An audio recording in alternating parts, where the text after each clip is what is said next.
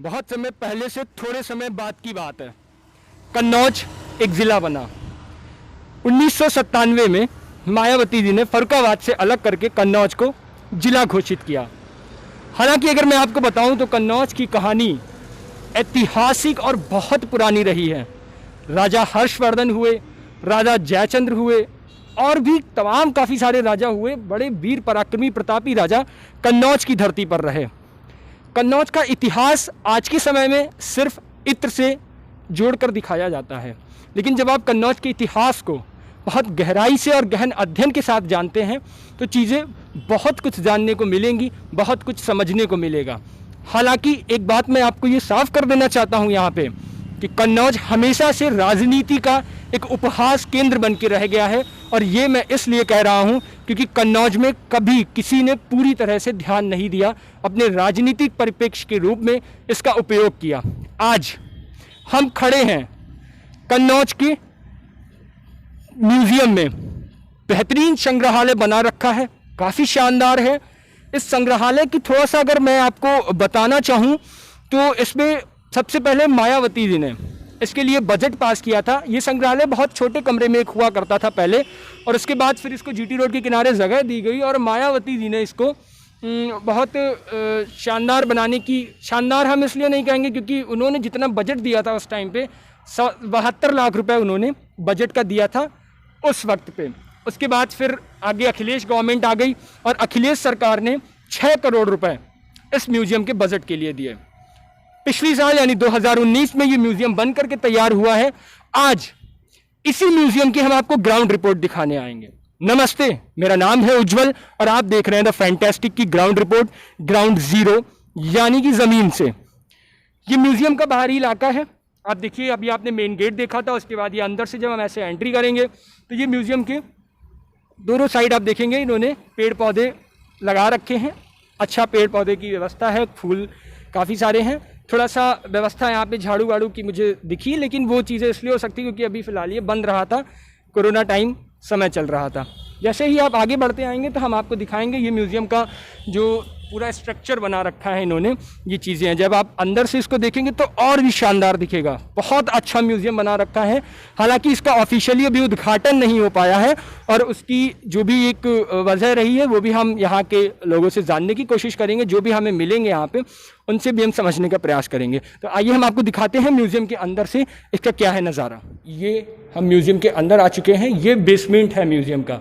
यहाँ पे ये इन्होंने बना रखा है, स्वागतम नाम दिया है, काफ़ी अच्छा है। उसके बाद जब आप यहाँ से देखेंगे तो हम आपको दिखाते हैं ये कन्नौज में सबसे नीचे इन्होंने लगा रखा है सप्त मातृका।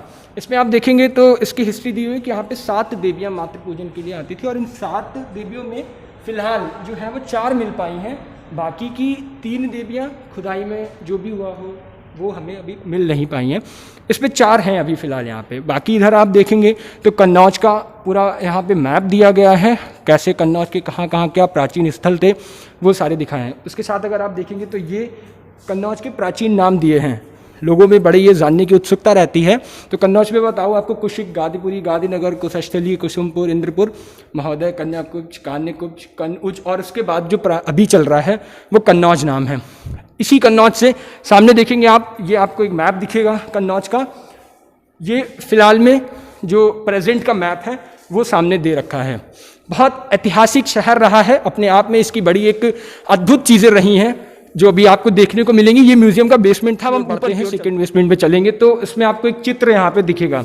यहाँ पे दिखा है कैसे क्या खुदाइयाँ होती हैं, कैसे चीज़ें निकल के सामने आती है। उसके साथ ही कन्नौज की अगर मैं बात करूँ आपको तो यहाँ पे दिया हुआ है, अगर आप देखेंगे यहाँ पे तो स्वर्गीय श्री कन्हैयालाल माणिक लाल मुंशी 18 अक्टूबर 1955 को ये भूतपूर्व राज्यपाल रहे हैं।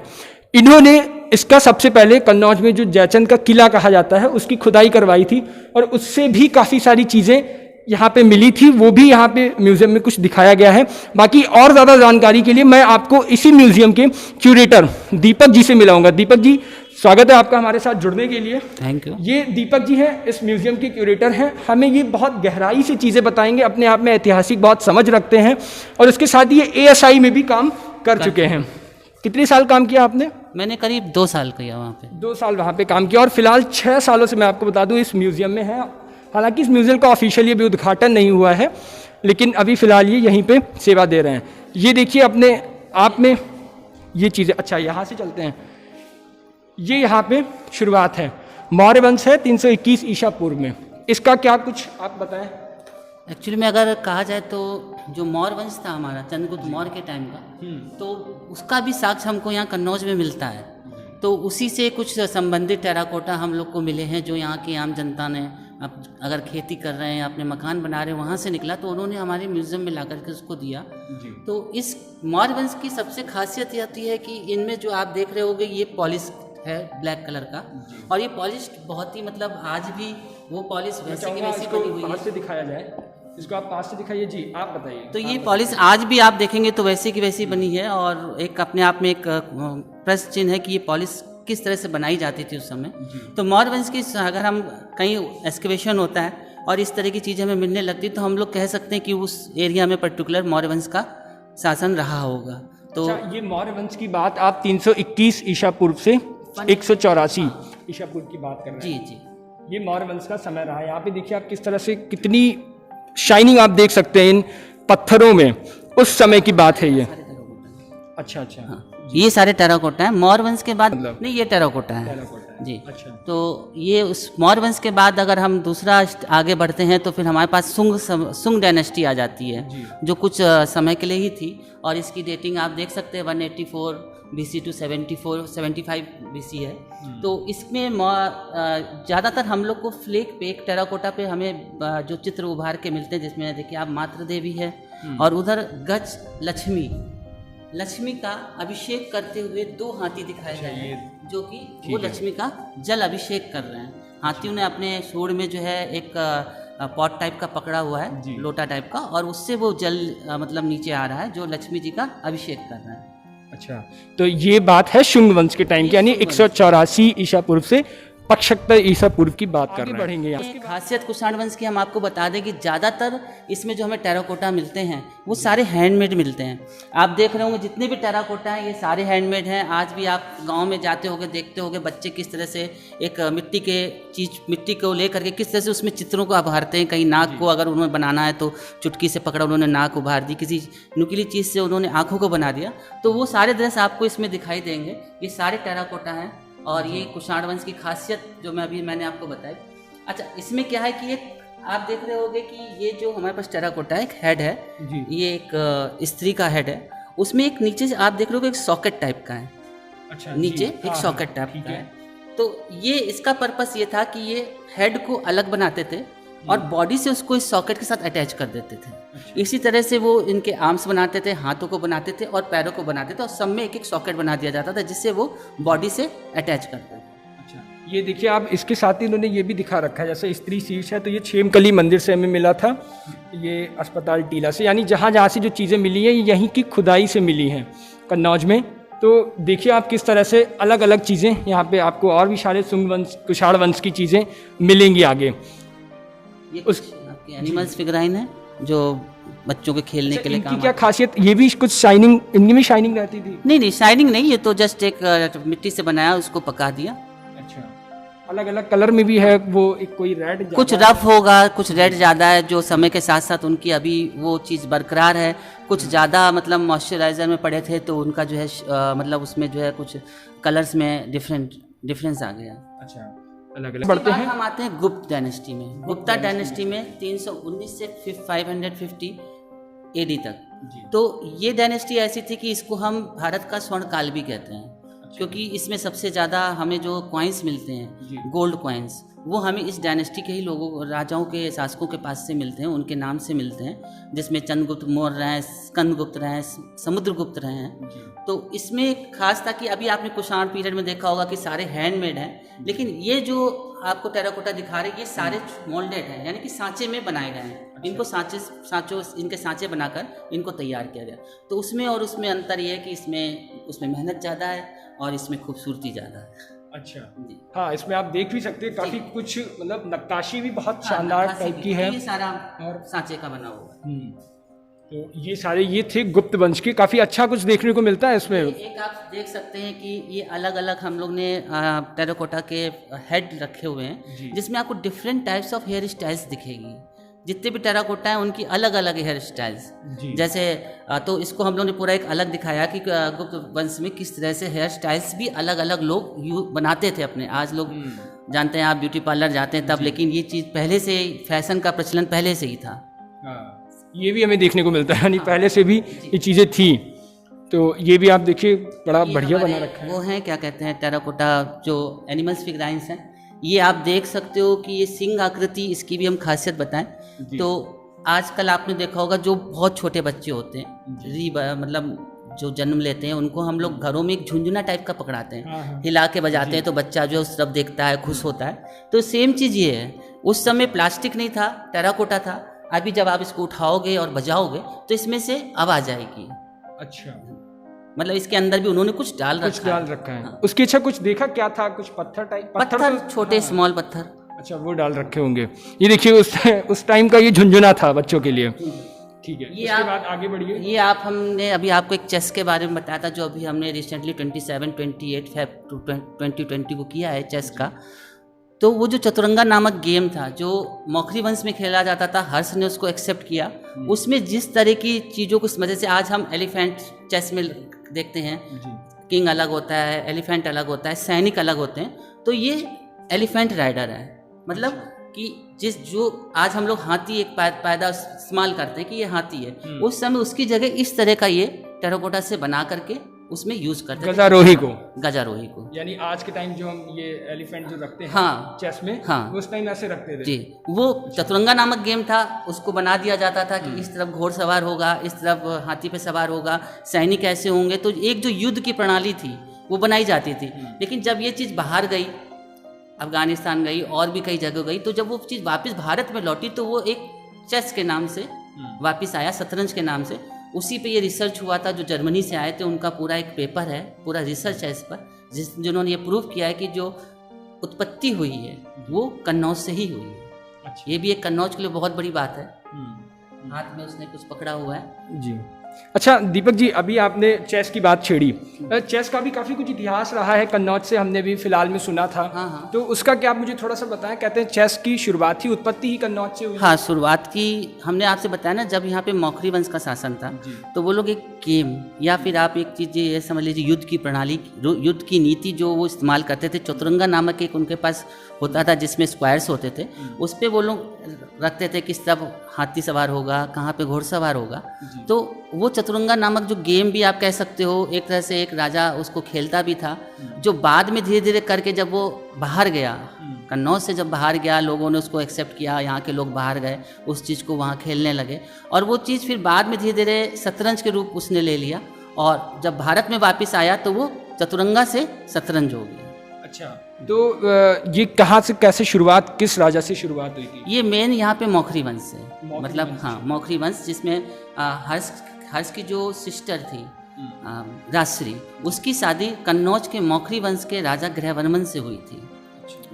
तो उस समय मौखरी वंश इस तरह का गेम यूज़ करता था, खेलता था, और जब हर्ष आया तो उसने इस चीज़ को आगे बढ़ाया। यानी कन्नौज में चेस का भी काफ़ी, मतलब अभी तो ये तो अचंभित करने वाली बात है हमारे लिए। मैं भी हुआ कि जब इन लोगों ने ये लोग मेरे सामने आए, प्रपोजल रखा कि मेरा पूरा रिसर्च है इस पर, तो उन्होंने फिर यहाँ ये डेलीगेट आया था, कहाँ से आया था? ये थे आपके स्वीडन से थे, मुनिच से थे, और आपका जर्मनी से थे। अच्छा, उन लोगों ने रिसर्च करी, बताइए। और मुंबई से भी लोग आए थे, 2 लोग मुंबई से आए हुए थे। वहाँ पे एक प्रोफेसर भट्ट हैं मुंबई के, वो भी आए थे, उन्होंने भी अपना पेपर रिप्रेजेंट किया यहाँ पे। वेरी गुड, बहुत अच्छी बात है। ये तो कन्नौज वालों के लिए तो बड़ी शान की बात है कि बताइए चेस, जिसका काफ़ी कुछ डाउट रहता है चेस का कि कहाँ से क्या, और ये तो माना जाता था कि चेस इंडिया से है, लेकिन चेस इंडिया में भी कन्नौज से है। अभी तक लोग कन्नौज को देखिए इत्र के बेस पे जानते थे, लेकिन कन्नौज में जब इस म्यूज़ियम में हम आए तो हम काफ़ी अचंभित रह गए, क्योंकि यहाँ पे बहुत सारी चीज़ें ऐसी थी जो हमने पहली बार सुनी है, और हमें एक बार में तो यकीन ही नहीं हुआ, लेकिन फिर जब यहाँ पे इन्होंने इस तरह से हमें दिखाया तो चीज़ें बहुत कुछ शानदार बना रखा है, और जो प्रेजेंटेशन है उसका तो क्या ही कहना है यहाँ पे। उसके बाद ये भी गुप्त वंश का ही है। वो आपका टेराकोटा है, हाँ। यहाँ से आपका स्टोन पे। अच्छा, तो ये जो पत्थरों पे फिर बात आती है तो वो यहाँ पे 300 मतलब गुप्त वंश में ही शुरुआत हो चुकी थी पत्थरों की, वहाँ से शुरुआत तो पहले से ही हो गई थी। लेकिन जो बनाते थे ये हमको जो मिलता है यहाँ पे टेराकोटा में हमें मौर्यवंश मिला, सुंगा मिला, और हमको पत्थर के भी मिले हैं। सुंग वंश का भी हमारे पास काफ़ी मतलब एक है स्कल्पचर है, और पत्थर तो पहले से आ चुके थे।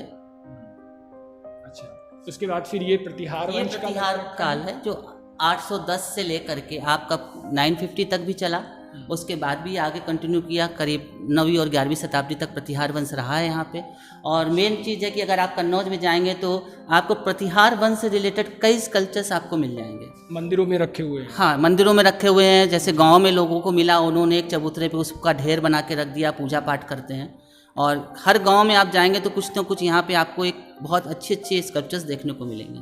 अच्छा, इसके इसी प्रतिहार वंश के इसी के लिए मैं अभी एक चीज़ और बताऊं, जो हमारे यहाँ के एडीजी सिक्योरिटी हैं इस समय, तो वो चेंज हो गए हैं, इस समय पुलिस भर्ती में वो, तो उनका बड़ा इंटरेस्ट है तो वो उनका एक फील्ड अलग है, लेकिन उनको अपने इतिहास से बहुत इंटरेस्ट है। तो उन्होंने 15 to 16 विजिट यहाँ पे किया कन्नौज में, और म्यूज़ियम में टेराकोटा के बारे में भी लिखा, स्कल्पचर्स के बारे में लिखा। वो अलग अलग गाँव में भी गए, और जो गांव में पत्थर जो अलग अलग स्कल्पचर्स पड़े उनके बारे में भी उन्होंने वो अपना एक जर्नल निकालते हैं, इंडियन जर्नल ऑफ आर्कियोलॉजी, तो उसी में उन्होंने पूरा कन्नौज का डिटेल दिया हुआ है। अच्छा, उन्होंने कन्नौज में मतलब काफ़ी कुछ रिसर्चेस करी हैं।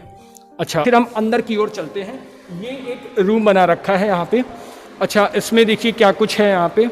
ये यहाँ से शुरुआत हम करते हैं, ये आपको दिखाई देंगे जी, आप ही इसके बारे में थोड़ा बताएं। ये सारे अलग अलग 9th और 11th प्रतिहार कालीन जो एक फीमेल हेड है, उनको मैंने यहाँ पे रिप्रेजेंट किया गया है, प्रदर्शन किया है। सारे फीमेल हेड ही हैं जी। ये आप देखेंगे, ये दुर्गा, दुर्गा का हेड है, 11वीं शताब्दी का है।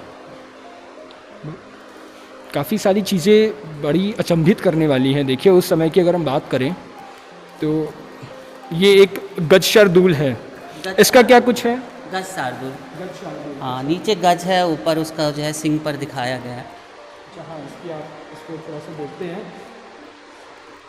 बहुत शानदार है जी। उसके बाद ये फिर अलग अलग मेल हेड हैं, इसमें शिव का भी है, ये आप शिव को देख सकते हैं, जटाजूट, ठीक है, पुरुष मुख लिखा है, और ये शिव का है, जटाजूट है, मतलब इनका जो ऊपर से जूड़ा जो दिखा रहे हैं। और ये आपका एक प्रतिमा हरिहर, एक तरफ विष्णु है और एक तरफ शिव हैं। शिव की तरफ आप देख रहे होंगे कि जूड़े को दिखाया गया है, और आधे विष्णु में मुकुट को दिखाया गया है। यानी इसके एक साइड अगर हम इसी को लेफ्ट साइड देखते तो शिव है इसमें, और राइट साइड देखेंगे तो विष्णु है। एक ही प्रतिमा में आधा आधा दिया गया है, इसीलिए हरिहर जी, इसका नाम है हरिहर। उसके बाद आगे बढ़ते हैं, ये द्वारशाख है। ये आपका यहाँ पे कंकड़ से बनी हुई प्रतिमाएं मिली हैं, ये कंकड़ 11th सेंचुरी की है। इसको बनाने में आप देख सकते हैं कि अगर आप इसको कट करेंगे तो कंकड़ के छोटे छोटे टुकड़े लगेंगे। अच्छा, इसमें ये भी है, छेद सा हो गया है। हाँ, क्योंकि इन्होंने जब इसको काटा है, उसको जब शार्प किया है, तो वो जो कंकड़ आता है बीच में, वो कट कट के निकलते हैं। अच्छा, तो ये भी बहुत मेहनत वाला काम था, लेकिन फिर भी बहुत सुंदर है जिस तरह से इसमें उन्होंने डिज़ाइन किया है लोगों ने। और ये भी आप देख सकते हैं, ये सब 11वीं शताब्दी की हैं। ठीक है, उसके बाद ये है मकरमुखी परनाल। ये परिनाल है, ये आपका जैसे आप आज जैसे किलो में या कहीं भी आप देखोगे पानी के लिए निकलने के लिए, तो उसके इधर लगा देते थे, नाली के सबसे आगे की तरफ, यहाँ से पानी जाता था और इधर से बाहर आता था। यहाँ से मतलब पानी डालते थे, यहाँ से इनका अटैच रहता था। हाँ। पूरा जो भी पानी आ रहा है वो इसके थ्रू फिर घर के बाहर आके गिरता है। अच्छा, तो ये शेप किसका, मछली का दिया है? ये शेप दिया गया मगरमच्छ का। मगरमच्छ का, अच्छा हाँ, इसको दूर से जब देखेंगे तो हमें मगरमच्छ के दांत भी बाकायदा बना रखे हैं इसमें। उसके बाद आगे बढ़ते हैं, फिर ये यहाँ पे दिया हुआ है मंदिर। ये जैन प्रतिमा भी मिली थी यहाँ पे। ये जैन प्रतिमा है। जैन का तो आपने अगर देखा होगा तो यहाँ पूरा एक बस्ती है जैनिज्म, जैन पे आधारित। जैन वैसे पहले छिपट्टी नाम था ना, अब जैन स्ट्रीट हो गया इसका, जैन स्ट्रीट हो गया। उसके बाद अब आगे बढ़ते हैं, ये देखिए काफ़ी कुछ बहुत अच्छा। इसमें एक ये माँ और शिशु का ये चित्र थोड़ा सा ध्यान खींच रहा है। ये इसका देखिए कई इतिहासकार इनको बताते हैं यशोदा और कृष्ण का भी बताते हैं। अच्छा। ठीक है। और कई लोग इसको नॉर्मल माँ और शिशु को रिप्रेजेंट करते हुए एक माँ और बेटे के बीच का जो वात्सल प्रेम है, जो कि प्रेम है, वो दिखाया जा रहा है। इसके बाद हम आगे बढ़ते हैं, फिर आइए आपको दिखाते हैं ये गरुड़ पर आसीन विष्णु। ये देखिए, ये गरुड़ देव हैं और इनके ऊपर विष्णु जी थे। इसका आधा रह गया ना शायद? हाँ, ये आधा रह गया। हाँ। खुदाई वगैरह में आधा। इसमें कुछ लिखा हुआ भी है जो उसके बाद आगे बढ़ते हैं। फिर ये दर्पण देखती हुई स्त्री अपना श्रृंगार कर रही है और एक हाथ में उसके दर्पण है।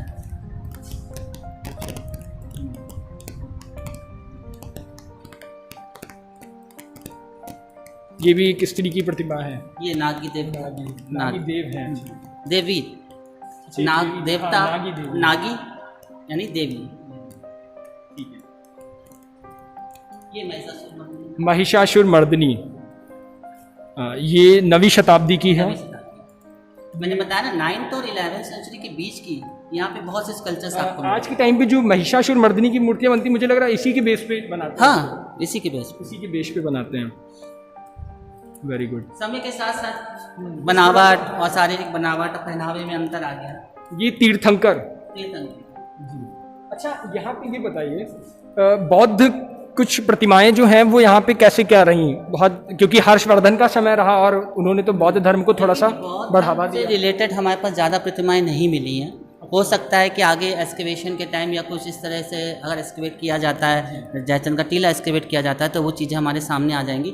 लेकिन अगर नॉर्मली देखें तो वहाँ यहाँ पे अभाव है, बहुत कम स्कल्पचर्स हैं बुद्ध से रिलेटेड।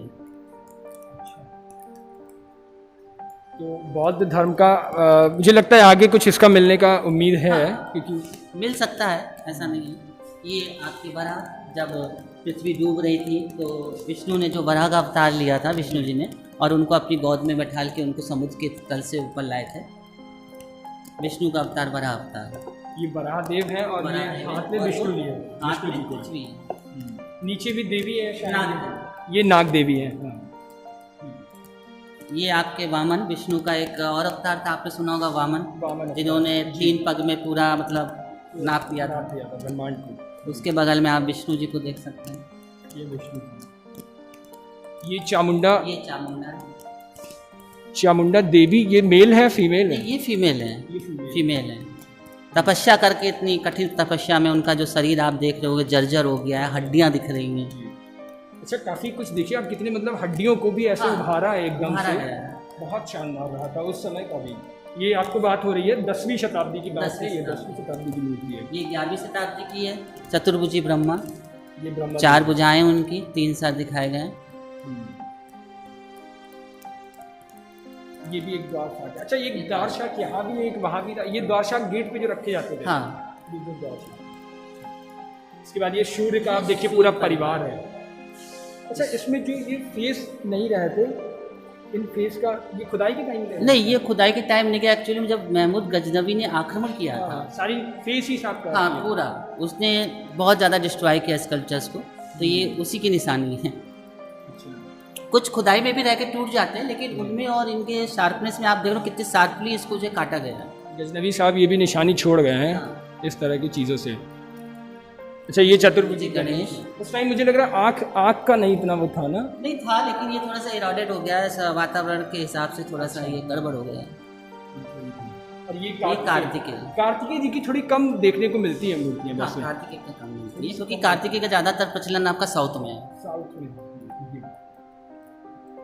और ये एक महिषासुर, ये भव्य रूप है। ये आप देखिए, ये भी शायद गजनवी का ही वो रहा होगा। ये फेसेस इसका भी थोड़ा सा उन्होंने कर रखा है। इसमें देखिए महिषासुर मर्दिनी में शेर भी है।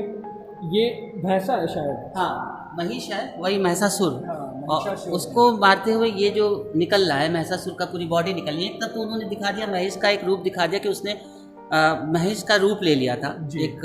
हाँ। और जब उसको मारा तो फिर जब जैसे ही वो उसमें कन्वर्ट हुआ मनुष्य आकृति में, पुरुष आकृति में, उसका वध कर दिया, तो उसको निकलते हुए बाहर दिखाया गया। और उसके पीछे देखिए आप मुकुट, बाकायदा पूरा चक्र बनाया है, ऊपर हाँ, मुकुट है, जी। हाथों में चक्र है। बहुत बढ़िया। उस टाइम भी देखिए कैसे नक्काशी कितनी शानदार देते थे। अच्छा, ये शाइनिंग, उमा महेश्वर है, उमा महेश्वर की प्रतिमा, ये 7th सेंचुरी एडी की है, आप हर्षकालीन कह सकते हैं इसको। और इनमें आप देखेंगे कि किस तरह से बालों को किस तरह से संवारा गया है और बहुत ही बढ़िया नक्काशी की गई है। अगर आप उसको जूम देखें, आप देख रहे होंगे लहरदार बाल, देखिए एक एक चीज़ देखिए आप, लहरदार, बिल्कुल एक महीन महीन उन्होंने बालों को दिखाया है, किस तरह से लहरदार बाल दिखाया जी। उस समय ये देखिए प्रचलन, ये ब्यूटी पार्लर वाला प्रचलन उस समय भी था। और ये एक शायद कोई बच्चा बैठा था, मे भी हो सकता है कार्तिकेय हो, क्योंकि गणेश तो यहाँ है, ये दिख रहे हैं, हो सकता है इनकी गोद में कार्तिकेय हो, पूरा शिव परिवार इसमें दिखाया गया। हाँ, पूरा शिव परिवार है। ये नंदी है शायद, हाँ वो नंदी देखिए आप दिख रहे हैं। और यहाँ पे आपको हाँ शिव नंदी है, नंदी को ही दिखाया गया है जी। ये भी कोई देवता रहता है। ये मैंने बताया ना गणेश हो सकते हैं, तो आपको उनका पेड़ देख के लग रहा होगा।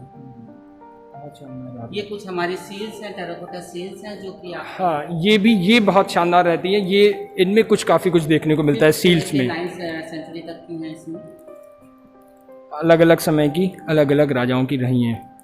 ये सारी पत्थर की होंगी, ये तो ये किसी सारी के लिए टेराकोटा है, टेराकोटा है ये। ठीक है। सील्स और सीलिंग दोनों हैं इसमें। छोटे से लेके बड़े से सारी कुछ यहाँ पे संभाल करके रखी हुई हैं। आप देखिए ये 9वीं से 5वीं शताब्दी की हैं।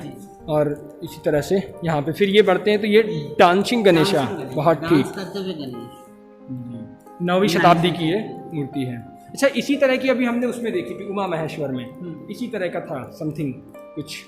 वो जो उसमें देख रहे हाँ हैं, हाँ हाँ ये बोन एरो हेड है जी। ये जानवरों की हड्डियों से बनाए गए हैं। एरो हेड है जिससे आप आक्रमण किया जाता था, और जो आपका एक तीर होता था, बाण होता था, बाण के आगे इसको जो फिक्स करते थे, और फिर जब ये धनुष से मारते थे तो शार्पली अंदर तक जाता था। अंदर तक जाते हैं। और ये द्वितीय और तृतीय की दिखाई हाँ, है। 2nd सेंचुरी से Second, 3rd। उस समय जब मानव सभ्यता विकसित हो रही थी धीरे धीरे, है ना, उस वक्त का है। तो पहले जंगल वंगल में लोग रहते थे ना उस समय, ऐसे इस तरह के देखिए, एक तो उस समय क्या था कि जो काफ़ी रिच होता था तो उसके पास तो गोल्ड की संभावना हो सकती थी, लेकिन अब गरीब लोग अपने आप को कैसे सजाए संवारे, तो वो मिट्टी बहुत ईजिली यूज़ होती थी, मिट्टी बहुत अवेलेबल रहती थी, आराम से मिल जाती थी, कॉस्ट भी नहीं लगता था, बना करके वो पहनते थे। अच्छा, मुझे लग रहा है जिस तरह ये बना हुआ है इसी तरह आज के समय में प्रचलन कुछ ऐसा चला है ऐसा ना, है, आप शुरू अगर हुआ है। गाँव में जाएंगे तो आप जानवरों को देखेंगे ना, गायों को, भैंसों को बहुत बड़े बड़े एक बीड़ पहनाए जाते हैं, बस वो प्लास्टिक के होते हैं और ये टेराकोटा के हैं। अच्छा, ये बीच में आप भी बता रहे थे हाँ, ये मूर्ति, जो हमारी अर्धनारीश्वर की प्रतिमा है, ये आपकी जा चुकी है बेल्जियम, ये बेल्जियम जा चुकी ये है। बेल्जियम जा चुकी है एग्जीबिशन में। इसकी इसमें खासियत आधे बताएं। शिव है, आधे पार्वती हैं, ये प्रतिहार काल की है और बहुत सुंदर है ये प्रतिमा। अच्छा, ये देखेंगे आप तो आधा इसमें जुड़ा दिख रहा है। हाँ, इस तरफ आपका लेफ्ट हैंड पे शिव शिव है। है और इस तरफ पार्वती है। और इनके अगर आप ऑपोजिट साइड देखेंगे तो यहाँ पे लक्ष्मी जी का अंकन है। अच्छा, जस्ट इसके ऑपोजिट देखें अगर आप तो लक्ष्मी जी हैं। एक ही पत्थर पे दोनों साइड इसको तराशा गया है।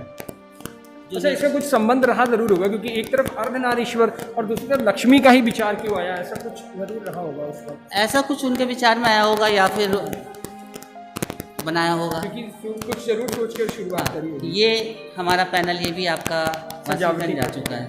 ये वाशिंगटन, हाँ, इसका क्या है, ये सजावट के लिए द्वार पे लगा। हाँ,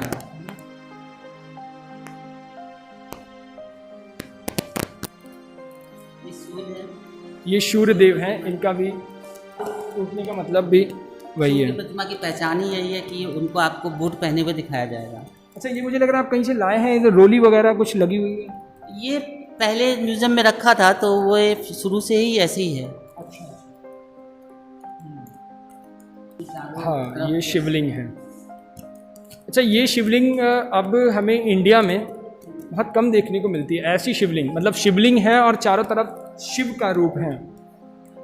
और भी जगह हैं, लेकिन अब अगर कन्नौज की बात करें तो हाँ अपने आप में एक यूनिक चीज़ है। क्योंकि इस तरह से शिवलिंग बहुत मैंने तो बहुत क्योंकि इसमें रूप भी है, शिव है, रौद्र रूप है। यहाँ पे में भी यहाँ पे पार्वती जी का भी दिया हुआ है, देखिए ये लेडीज फिगर है।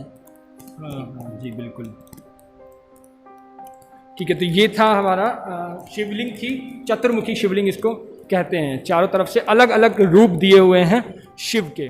इसके बाद जब हम बाहर आते हैं इससे, तो ये देखेंगे एक बड़ा सा यहाँ पे रखा हुआ है, मटका टाइप का है, बहुत बड़ा। इसमें वाटर स्टोर किया जाता था। और नीचे से ये ओवल शेप में है कि अगर ध्यान से देखें, मतलब अगर समझा जाए तो ये डायरेक्ट अगर आप इसको ज़मीन पे नहीं रख सकते, यानी कि या तो इसका कुछ पोर्शन उसको ज़मीन के अंदर करके रखा जाता था, जिसका कारण था कि ताकि बड़ा है पानी निकालने में आसानी हो, कि वो अंदर तक जो है आराम से पानी निकाल लें। और ये आपका कुषाण वंश का है। और सबसे अच्छी बात कि ये चाक पे नहीं बनेगा, ये पूरा हैंडमेड है। अच्छा, मैंने बताया ना कुषाण काल की खासियत हैंडमेड ही है, हैंडमेड चीज़ें बहुत शानदार। ये देखिए बहुत उस पर ऊपर से करीब 4 फीट का है, 4 फीट की ऊंचाई है और इसी के बराबर इसकी चौड़ाई है। और इसके साथ ये पत्थर रखा हुआ है, इसको डैगर बोलते हैं। ये भी टेराकोटा का बना हुआ है। आज जो इसको शेप देने के लिए इसको जो है यूज़ करते थे। ये ज़मीन से निकालते वगैरह होंगे जब इसको करते होंगे। जब यार के पास जाइएगा तो आज भी डैगर है उनके पास, लेकिन शेप अलग हो गया, तो वो उसको मार मार के अंदर से जो है उसको प्लेन कर देते हैं। अब ये एक दूसरा यहाँ से हम हुआ है, अभी दूसरा सेक्शन बनाकर रखा है। इस सेक्शन में क्या खासियत है? इसमें हम लोग ने अलग अलग पीरियड के पॉटरीज रखी हुई हैं, मृत भांड रखे हुए हैं। जैसे आप इधर देख सकते हैं छोटे छोटे घड़ों। बता दूं ये जो हैं इनको हिंदी में क्या कहते हैं? मृद भांड कहते हैं। और वैसे तो बने हुए बर्तन। ठीक है, ये वेसल्स हैं, आप देखेंगे ये अलग अलग तरह के बना रखे हैं। ये भी हमें सब मिले हैं अलग अलग जगहों से, अलग अलग हांडियाँ हैं, आपने देखा होगा आज भी लोग इस्तेमाल करते हैं, बट आज एल्युमिनियम ने शेप ले लिया, गाँव में यूज़ किया जाता है। पहले भी इसको हांडियों को इस्तेमाल किया जाता था, बहुत घरों में आज भी शायद मिट्टी के गाँव में चलते हैं। और ये कटोरे रखे हुए हैं साइड में। अच्छा, इनमें ये लोग ऐसे देखिए जाते शराब वगैरह का भी इसी में सेवन करते थे, इन्हीं सब। ये आपका टोटीदार घड़े हैं जिसमें सब में टोटियाँ लगी हुई हैं।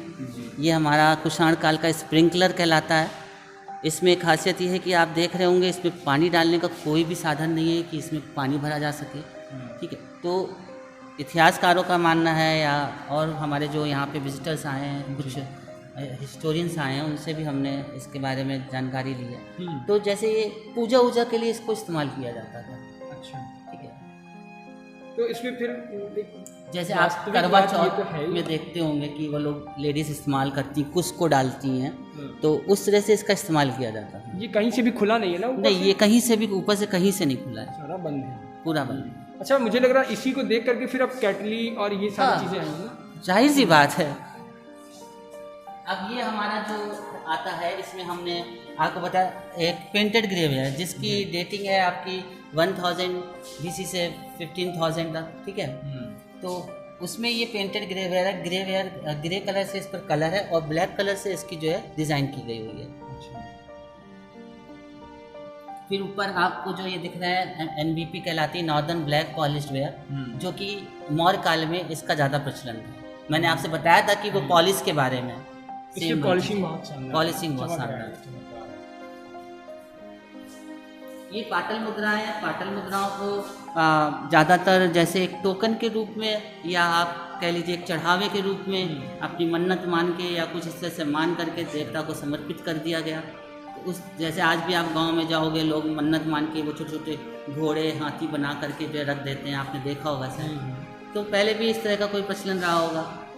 तो कोई इतिहासकार इसको ये भी कहता है कि ये किसी ओकेजन के टाइम पे एक टोकन के रूप में, कि हाँ टोकन दिखा के एंट्री कर सकते हैं, उससे भी इसको यूज़ करते हैं।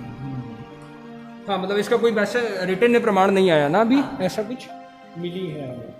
ठीक है, ये था कपड़ों पे छापे के रूप में। ये जो आप बीच में देख रहे हैं ये है जी कपड़ों के छापे के रूप में, और बाकी ये टेराकोटा आपके। इसको मैं चाहूँगा ये दिखाया जाए, कपड़े का छापा दिखाया जाए यहाँ पे। ये कपड़े का छापा है, ये कपड़े पे आज भी ऐसे प्रिंटिंग होती है, वैसे ब्लॉक प्रिंटिंग ऐसे कहते हैं ना।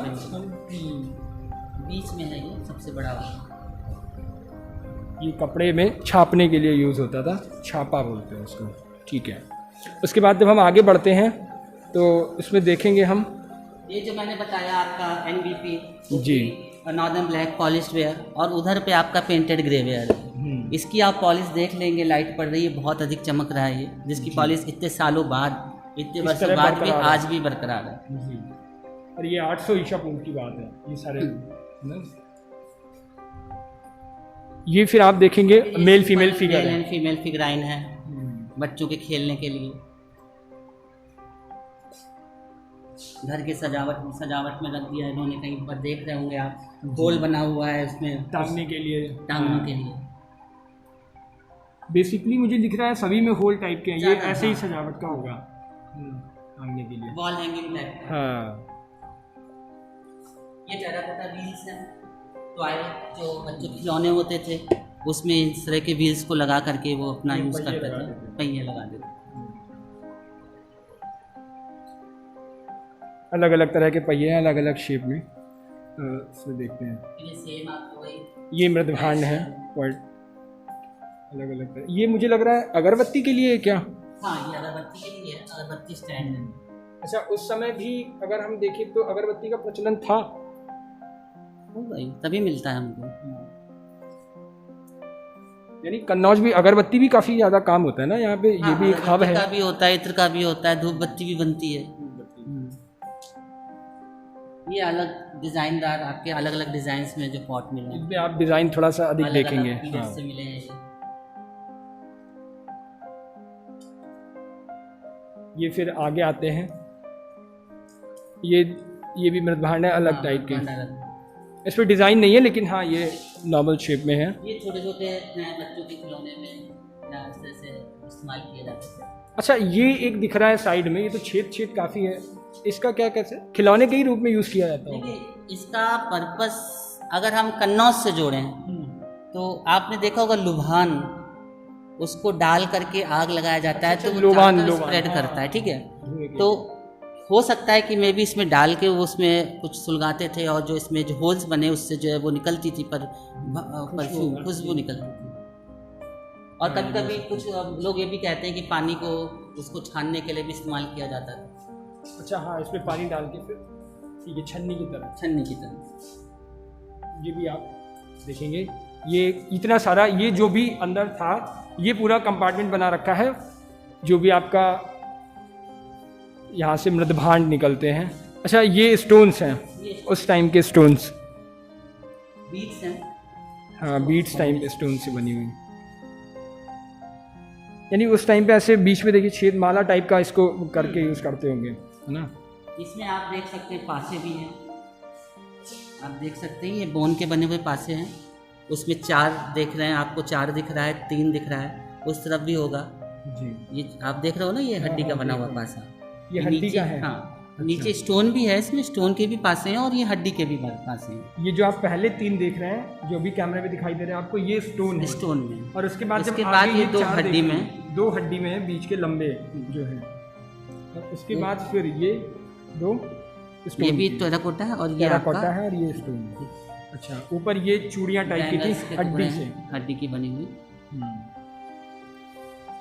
ये आपकी, हाँ, ये देखिए सबसे मज़ेदार जो चीज़ है वो ये देखिए, इनसे कुछ बहुत कुछ रिटर्न जो हमें दिखता है, और एक कला शैली जो निकल करके आती है वो इनसे अलग अलग तरह की पांडुलिपियाँ हाँ हैं। पांडुलिपियाँ हैं, सारी हाथ से लिखी हुई हैं। आप देख सकते हैं कि इस सादे कागज़ पे इस तरह से लिखावट करना कितना मुश्किल इतना होगा। मुश्किल, और एक देखिए बिल्कुल और सीधी लाइन, सीधी लाइन है, और अक्षर भी एकदम बराबर के हैं, ना कोई अक्षर बड़ा दिखेगा ना छोटा दिखेगा। जहाँ जिसका जैसा उपयोग है उसका उन्होंने अच्छी तरह से अक्षरों का उपयोग किया है। अच्छा अच्छा, ये संस्कृत है। हाँ, कैसी अगर इसको भाषा है? आप कोशिश करेंगे पढ़ने की तो पढ़ने में आती है। अलग अलग टाइम की है। ऐसे कागज भी काफ़ी कुछ मुझे लग रहा है, मतलब मजबूत टाइप का रहा है। हाँ, पुराना काफ़ी हो गया है। तो मैं जब यहाँ पे पोस्टिंग होके आई थी तो मैंने देखा ये सब पड़े हुए हैं। कला शैली बहुत शानदार है। बहुत। तो ये लिखते किससे थे वैसे? इंक तो उस टाइम रहा, उसका कुछ मिला है यहाँ पे? नहीं, ऐसा तो कुछ नहीं मिला कि लिखते किस चीज़ से थे, लेकिन हाँ वो उस समय भी कभी कलर्स का इस्तेमाल करते थे, कोयले का इस्तेमाल करते थे, ब्लैक कलर के लिए। कहीं कहीं पे दिख रहा है लाल भी है, हाँ, है ना, काला भी इंक का भी है कि ये ज़्यादा पुराने तो नहीं है, उस समय आपका ये प्रचलन में आ चुका था, इंकिंग प्रचलन में आ चुकी थी, लेकिन सारे कागज़ पे हैंड रिटन। ठीक है, उसके बाद ये भी सेम है, इसमें आप इसमें राइटिंग थोड़ा सा डिफरेंट मिलती है ना। हाँ, वो अलग अलग लोगों ने बनाया तो अलग अलग राइटिंग्स भी होंगी। और ये तो पेन से लिखा हुआ लग रहा है, ये पेन से लिखा है, ये आप देखेंगे तो ये रिसेंट का ही लग रहा है मुझे, हाँ, ये अभी recent है। ज़्यादा टाइम नहीं हुआ शायद। और ये जो आप इन जब आपने आपका तो रखा प्रिंटिंग हुआ है, प्रेस प्रचलन में नहीं था तो हाँ उसमें, और ये बीच में जो रखा हुआ है त्रय, ये पत्ते के कुछ करके रखे हैं, ये भी कोई रहा है ना शायद, अलग अलग समय के रहे हैं ये पांडुलिपियाँ। इनको थोड़ा सा पढ़ना कठिन होता है, लेकिन आप अगर आप कोशिश करें तो इनको एक बार पढ़ा जा सकता है। ये भी यहाँ पे इन्होंने सजा करके रखा है, इनको दिखाया है। ये काफ़ी कुछ जगह जगह पे देखने को, इनसे बहुत कुछ सीखने को मिलता है, किस तरह के शब्दों का उपयोग होता था, किस तरह से उस टाइम के लेखक यूज़ किया करते थे, क्या कुछ राइटिंग रहती थी, क्या कला शैली रहती थी उनकी, और शब्दों की क्या कुछ किस तरह से मर्यादा, और ये सारी चीज़ें तब की समय से हमें देखने को मिलती है। हालांकि इसमें कुछ रिसेंट भी हैं और कुछ अभी के भी हैं, ख़त्म हो गया है। ये था हम इसमें इन्होंने पूरा कन्नौज के जो खुदाई के टाइम और ये सारी चीज़ें निकली थी वो इस पे दिखाया है। जो फेसेस हैं, टेराकोटा, स्टोन, हर एक वंश का अलग अलग करके इसको पूरा प्रेजेंट किया हुआ है। और बीड्स और जो मूर्तियाँ निकली हैं काफ़ी देखने को मिली यहाँ पे। जब उस टाइम पे मोहम्मद गजनवी ने मूर्तियों के सर तोड़ने का, उसने यही सोचा था कि सारे सर पहले अलग किए जाएं, तो हिंदू धर्म को ख़त्म करने की एक कोशिश करी थी। वो भी आज भी उसका प्रमाण यहाँ भी हमें देखने को मिलता है। और बाकी कन्नौज में तो इतिहास बहुत पुराना रहा है, जिस तरह से आप आगे आगे बढ़ते चले जाएंगे। तो ये वाला जो बेसमेंट था पूरा एक इतिहास के बेस पे था, इसमें काफ़ी कुछ जानने को मिला। अब इससे ऊपर बढ़ते हैं, देखते हैं उसमें क्या चीज़ें रहती हैं।